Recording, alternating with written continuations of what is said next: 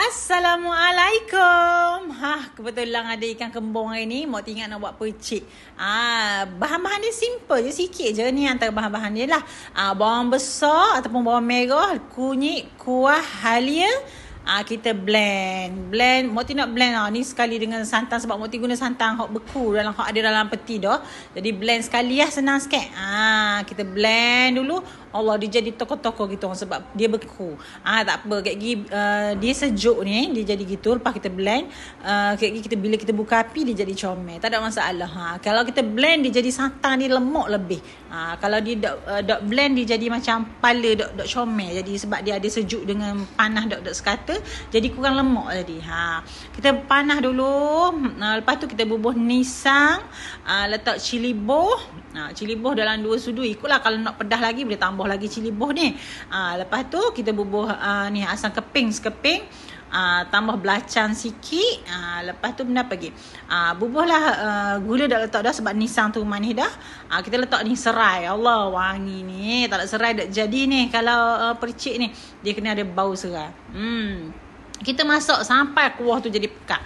Sementara kuah tu tunggu kuah tu pekat, kita bubuh garang kunyit ikan tu. Hari ni Moti nak buat ikan percik. Nak buat sikit je untuk Moti. Lepas tu untuk anak-anak Moti buat ayam percik. Ayam Moti tak tunjuk. Moti tunjuk ikan aja. Tak apalah, sama je cara dia. Tapi sebab anak-anak Moti duk berapa berahi ikan, jadi Moti buat untuk Moti je lah ikan ni. Tidak untuk anak-anak kita buat ayam. Sama je. Ikan tu basuh bersih-bersih, keluar dulu. Lepas tu bubuh garang kunyit, kita nak panggang dia. Tak apa, tak payah perak-perak pun tak apa. Lepas dia cuma garang kunyit tu, kita panggang lalu, bakar lalu, tak ada masalah. Benda ni sapu biar rata lah. Lepas tu kita nak bakar. Ingat api, ada molek api hak ada dah ni. Jadi kita bakar ikan kita nak buat percik. Syomel. Ikan kalau nak buat percik ni biasa orang guna ni lah, ikan kembung, ikan selah. Ambil hak besar-besar sikit. Allah, baru seling molek. Kuah dia pekat molek dah ni. Ni siap dah kuah dia. Kita bubuh dalam mangkuk tu. Kita katak serai sebatang. Kita recik-recik dekat ikan hak kita bakar tu. Nak masuk dah ikan tu, kita balik tu, kita sapu-sapu lah, comor-comor di ikan tu. Allah, sedapnya. Kuah dia tu dia kena ada rasa manis-manis sikit.